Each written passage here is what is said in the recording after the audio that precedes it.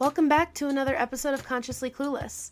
I'm your host, Carly, and here we break down complex issues around health, the climate crisis, and social justice through a vegan lens. We'll talk about the magic link between your well-being and the planet's health, because luckily, choosing a healthier, mindful lifestyle for yourself often creates healthier vibes for our planet too. Staying consciously clueless means getting to show up knowing nothing, but staying open to all that you can learn. From feasting on plant-based meals and reducing waste to learning to meditate, every step you take contributes to your wellness and makes systematic change for the world. You can make a difference. This podcast will show you how.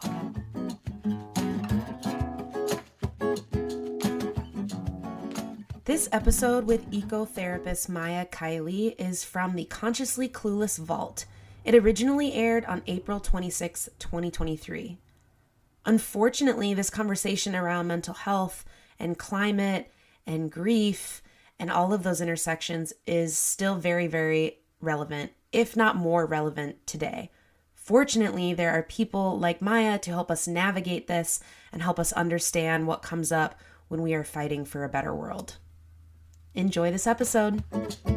I like to put people on the spot when they come on the podcast and just say, where are you right now? If it was a spectrum from clueless to conscious, how are you feeling? Yeah, of course, there is so much to know with what's going on in terms of a shift toward a culture that is healthier. But I feel pretty conscious, and there's pros and cons to that. Can you say a little bit more about I think it's tough when you are conscious of some of the pain and struggle that's going on in the level of that. Of course, it's also really nice when you're conscious because you're also aware of all the amazing people and organizations and groups that are doing beautiful work. So it's a mixed bag, but I think sometimes when you're really conscious on an emotional level of what's going on, it can be a lot to handle and to know how to manage in a society that sort of tends to numb out. So it's okay, where do you go to receive that? Yeah. So you are an ecotherapist is one of the titles. And I would love to know a little bit more about what came first, right? Was the interest in the environment or the interest in psychology and therapy, or what came first there? Yeah, that's a great question. Yeah, I'm a licensed therapist and got my ecotherapy certificate like midway through getting my master's in counseling. Basically, I grew up in a pretty, I guess you could say, like ahead of the times hippie family, because a lot of ahead of the times, or yeah, still back in that time. But basically, my mother was very conscious about what was going on. And when I was 12 years old, so I guess my brother was like 15, my parents were like, we're going to do an environmental experiment, just get rid of our car for a year. And we lived in the suburbs of Boston, and they still don't have a car. Like the experiment really never ended for them. The experiment never ended. And so I did grow up with an awareness of climate change, of the importance of taking action. Like that was always kind of part of my awareness. Which is unfortunately not the norm. Totally. And then with that, I also had I didn't have any words for it then, but I had a really spiritual connection with nature, like my first memories. Like I felt totally at one with nature. I remember animals, and I remember just sitting and like way up in trees for a very long time for a child. Like I didn't feel like a sense of separation from like birds, trees, or I remember feeling like the excitement of like wind. Like I loved wind and the feeling of like change. But that definitely shifted as I went through the educational system and everything. So, but my first experiences before I went through like a patriarchal education system. Before that, I felt a oneness with nature plus the consciousness of climate change. Yeah. So by the time I was in college, I studied environmental studies. And then I definitely felt like I didn't want to be like really academic about environmental work. So I had this like desire to just be like very like hands-on. So I worked with a few organic farms and just got to know the like culture of very like nature-based people and like small farmers. Yeah. And that definitely shaped a lot for me. I did like a permaculture design course. So that was like in my 20s. It was very like hands-on. I just wanted like grassroots. I want to see what's going on. And yeah, I'm trying to think. I did a little bit of activism in California. And then I went to school to be a therapist in my late 20s and was really fascinated by the personal transformation and healing journey. But I was really surprised when I was in grad school. I went to a wonderful graduate school, Pacifica Graduate Institute, that is more holistic. It's depth psychotherapy. Yeah, so it's really wonderful. But I still felt like I wanted more of the environmental action meeting the healing world. And I wasn't seeing that much. And it was so interesting because I would go to these like environmental activist meetings, and I won't like name any of the organizations, but it would be like talking over each other and not really, and being really angry, but not really hearing each other. And I would be like, wow, like we really need some just like communication skills here and inclusivity. And then I would go to like graduate school where people are like so mindful of Right. the way they're talking, but then nobody's talking really about climate change or the impact on their clients. So it's been my mission, and that's part of why I'm here, to just like bridge that conversation and be a therapist that's more active and talking about activism and what's happening ecologically. Yeah. That's really, really beautiful. So basically, you saw a need, didn't see it being fulfilled, and so you did it yourself. Yeah, I get, yes. And for my own personal desire to bring them together. Like it didn't feel right to be in the healing world and not bring in nature in that way. So when people say, okay, ecotherapist, therapy for climate crisis, like I'm sure you've had people question what that even means or why it exists, is my guess. If there's people listening, okay, I get environmentalism, I get therapy. What does that look like together? Totally, totally. Because it's still so niche that people haven't heard of it.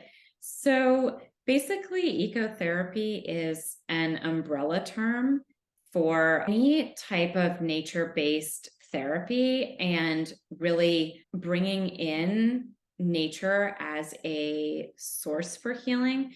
So many people like know about, let's say, equine therapy, like therapy with horses are very sensitive energetically and emotionally. So it's really helpful for people with anxiety or struggles to spend time with horses, and the way horses respond to them. So that like equine therapy is considered ecotherapy. Got it. So is like wilderness backpacking, which most people think of as like those treatment programs where they take people. Yeah. That would be like ecotherapy. But to me, I just weave it into regular therapy sessions. And I see ecotherapy as just expanding our coping and support systems. So more traditional psychology has you look at what can I do for like my coping or self-care, or who can I go to? And so I see it as expanding instead of just going to other humans for support, which is but like expanding that, the idea of relationship to, you can go to a tree or a place that you love or an animal, and that can have just as much healing power. So that's how I define ecotherapy, as including nature as I don't want to say at all like using nature, more like a resource or collaboration with nature as part of the therapy process. Yeah. I'm just imagining people meet. Does that mean you meet outside? Does that mean you like work with nature itself? Does that mean you talk about it? I'm just curious, like, what that means for someone seeing you. Yeah, so it means it can go a few different ways. So with my therapy sessions, sometimes we just bring it in. So for example, even if we're doing an online session, I will just ask, what is it that they really connect with in nature? For example, if someone is feeling really anxious or having panic symptoms, they may want to go to some part of nature that is really grounding and is really calm. So I'll ask them, but usually even people who are fairly like in quotes disconnected from nature, still like everybody has something, even if it's like for some people it's like a whole landscape. They'll be like the hills of Ojai or yeah, like a whole landscape that Yeah. speaks to them. And for some people, they're like, oh, it's this tree right out my back door.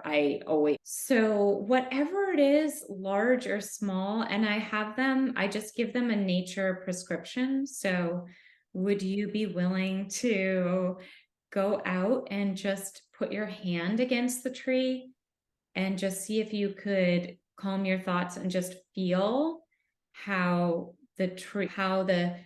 the sap production of the tree is like its own breath that's very regulated, and for them to tune into that. So Right. very simple. It's not like complicated. It's just almost like more simplicity. Yeah. And then I also do groups here in New York, which is super fun. So we've done a few groups in the local parks, and that's really beautiful because it's fun to hear other people's experiences and how they connect. But I usually do some form of what I call, or what is called, nature dialogue. And that's, I'll have them bring a question, an intention, something they want to know, like something they want to even ask somebody else. What do you think of this? But they're going to go bring it to nature. And so they go off for about, usually this is a random number, but I like it, like 11 minutes. That's a cool number. It's kind of magical. So they go out and they find a spot, they're just wherever they're drawn, and then they ask the question or they set the intention 3 times. And each time they're just listening. So it's a practice of listening, and listening not just with their ears, but what do they see? Like they ask a question, and does any animal come toward them, or do they notice anything?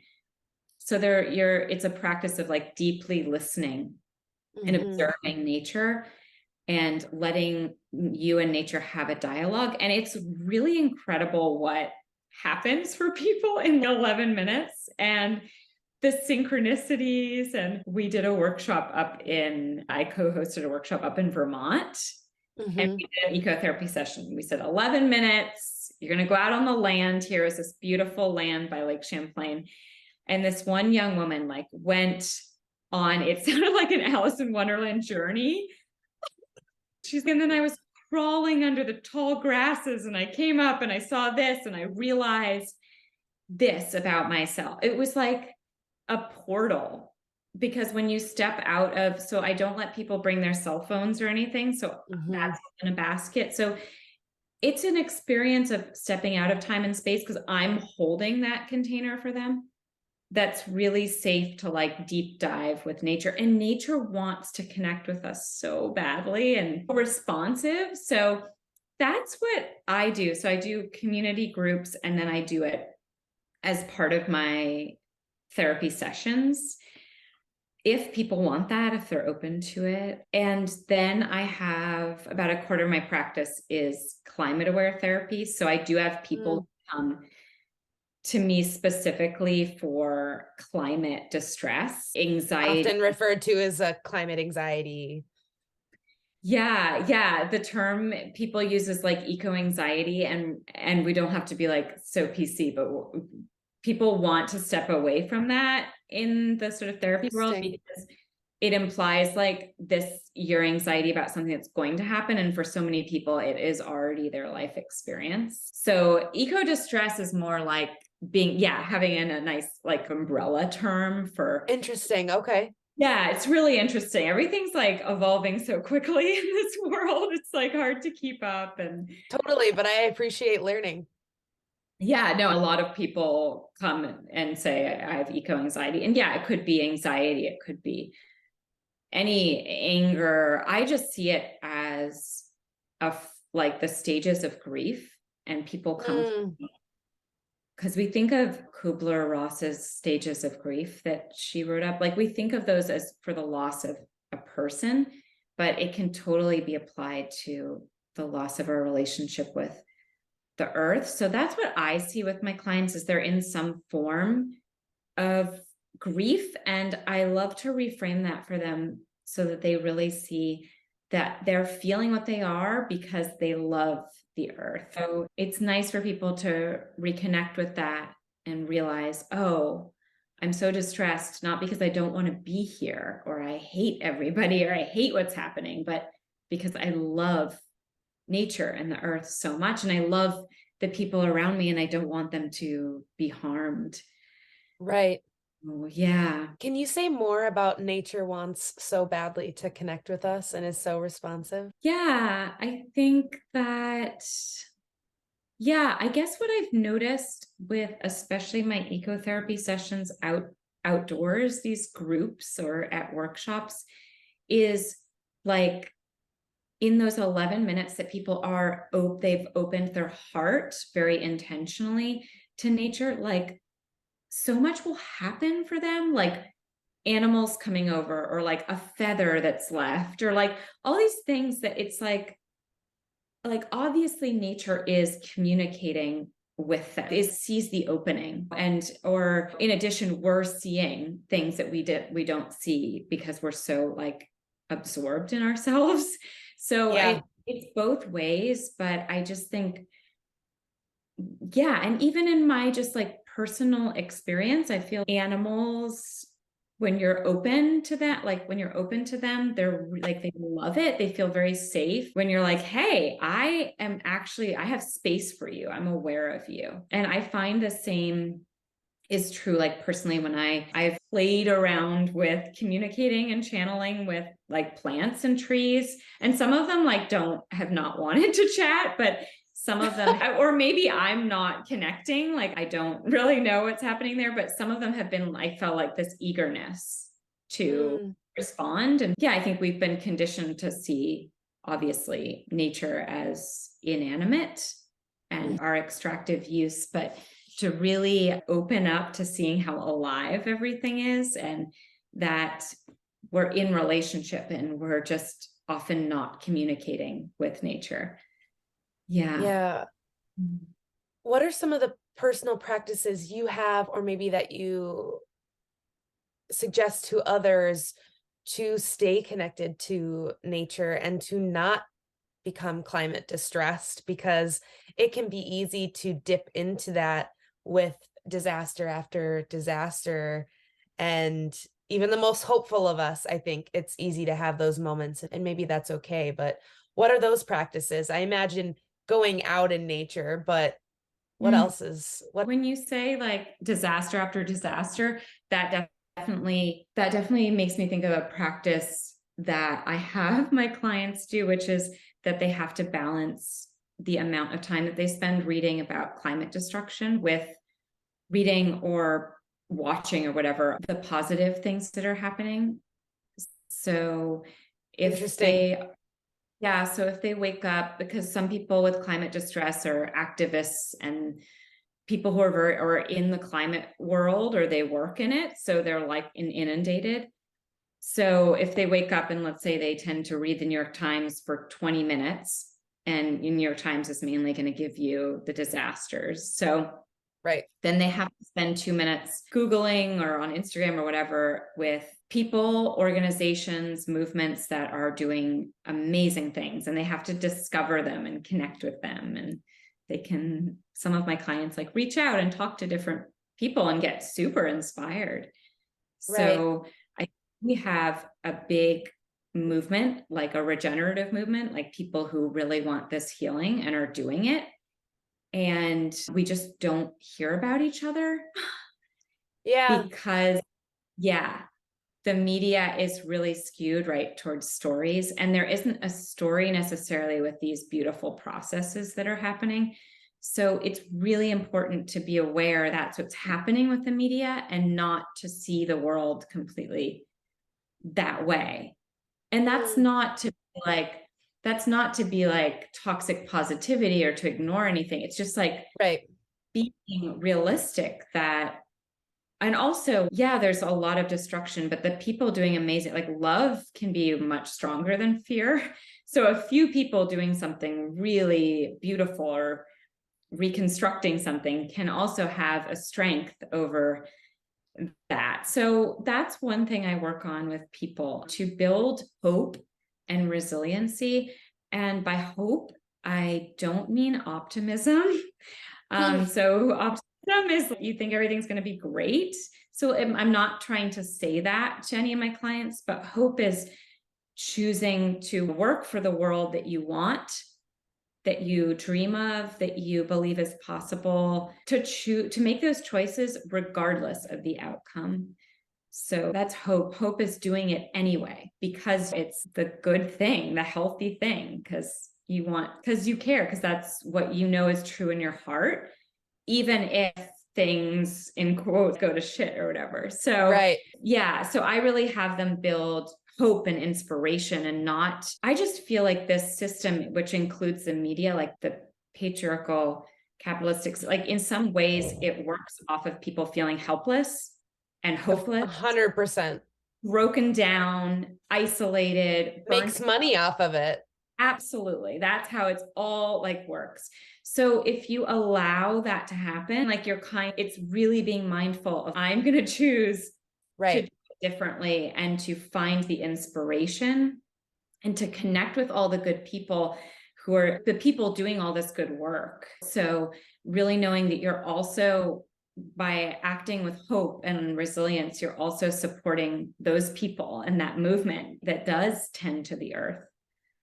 Yeah. I imagine, because I think fear and insecurities boil down to power or powerlessness. I imagine that it's a big part of your practice is to empower people to feel like they can make a difference at all, or again, maybe, because I know that's a big part of it in this world is you get to this point of, am I making change? Am I seeing anything? And you might not be. So I imagine a huge part of your practice is showing people their individual actions can matter, their mental health matters, and all of the above. I love your question. That feels so right on, that authentic power really comes from comes from that hope too. And yeah, and people understanding their authentic power. Because I think a lot of people they're scared of it, and men are now too, because men who are self-aware, like they don't want to have power over, but there's power with, and your authentic power is in that collaboration, in that love, and in those choices that you're making to unplug from the dysfunctional system. Like it's so powerful to step into a healthier way. Yeah. And I feel like it's also, power is a really big piece in the healing and therapy world, because there's a lot in the self-help movement. There can be a lot of also people giving their power away, or people who are vulnerable. It's really making sure you have a therapist or a healer who works with you, who's giving you your power, who's not taking any power, and you're not giving it away, that they are supporting you in really being in your power. So shifting out of any kind of codependency on somebody who's helping you, to make sure that you're really engaging and listening to what's true for you, finding your voice and your own healing abilities. So I feel like power is a big one in the healing world, as well as like, how do you then use your healthy power to be active and make a difference? Yeah. That's really lovely. So when you were going through grad school and going back to school to become a therapist and kind of seeing, I want to do this and I want to marry these passions, but I'm not seeing it. Was there a time where you were like, maybe it shouldn't exist? Maybe there's a reason it doesn't. Did you doubt this? I don't think I ever doubted that because I knew that they should be together. And I know that part of our dysfunctional system is also like compartmentalizing. And I know that's all a lie and that it's connected. But yeah, absolutely. I felt like, can I bring this into my practice? Definitely, like, not like, how am I going to be seen, but like, will people take this seriously? Yeah. Definitely. Yeah, that has definitely come up. But also, I've had so many people reach out over the years, people like that just find me through like searching ecotherapy, or other therapists who are in training who are like, oh, I'm so inspired, or thank you for showing me it's possible. And that has fueled me because I'm like, oh, okay, great.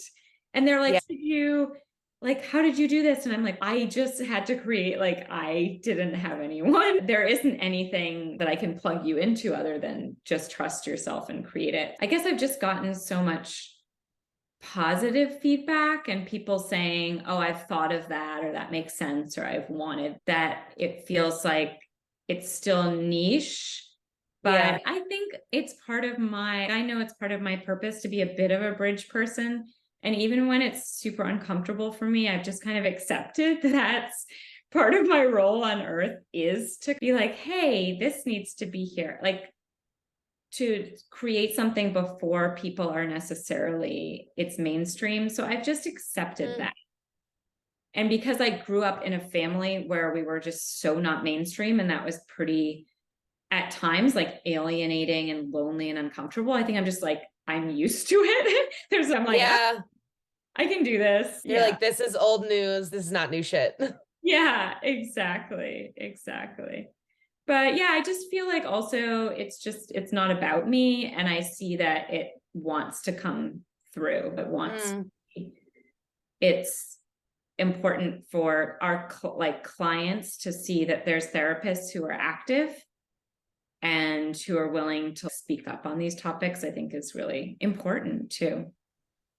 Since you are forging new territory in this world in this way, does that ever feel like a future evolution? Is there ever thoughts of wanting to pass this on in a more, I don't know, formal way, or provide training in this? Or yeah, first of all, I want to make sure there are other people doing this. There is a kind of world of ecotherapy and climate psychology. So I'm definitely not like the only one, and I didn't come up with it at all, but it is super niche. Yeah, I have an interesting relationship with like certifications and trainings. Like I see I see the importance, but I've had a number of like therapists in training who are like, should I do the certificate? And I'm like, I had a great experience doing mine. I met really cool people. I super respect Linda Buzzle, who does it and is at the forefront of ecotherapy.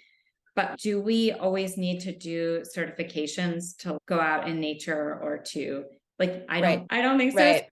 Being clear with like, for people can be really clear with what they want to create, and then see if a certification is supportive of that, but not feel have to do it. But yeah, in terms of evolution, I am in the process of creating what will be a nonprofit. Oh, wow. Yeah. So that's really exciting. And I don't know, maybe through that, there will be some kind of ecotherapy, something like, at least, I don't know if it will be a formal certificate or maybe a training or a workshop. But definitely like ecotherapy is so much part of it, because the topic is around just this, like personal and ecological regeneration. So much of the experience, if people plug in, will be nature-based and direct activism. Yeah, exactly. Can you say a little bit more about the nonprofit, or is it like? Sure. It's not out there yet at all, so I won't say too much, but yeah, it's going to be around an ecological regeneration, and regeneration being going beyond sustainability. So sustainability is around, in some ways, like I feel like self-care and sustainability, like they're super awesome, but they're maintaining in a dysfunctional system. And so regeneration is really around like going beyond that to like what brings back life and is life-giving, both for our like hearts and souls and for the earth. So yeah, so just not trying to reinvent the wheel at all, but excited to just connect people, collaborate, and be part of the regenerative movement that is emerging.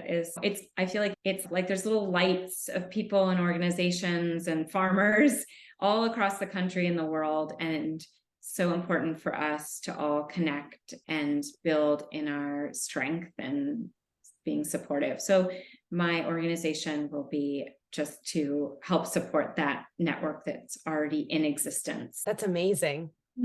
Thank you. What an exciting resource to look out for. Thank you.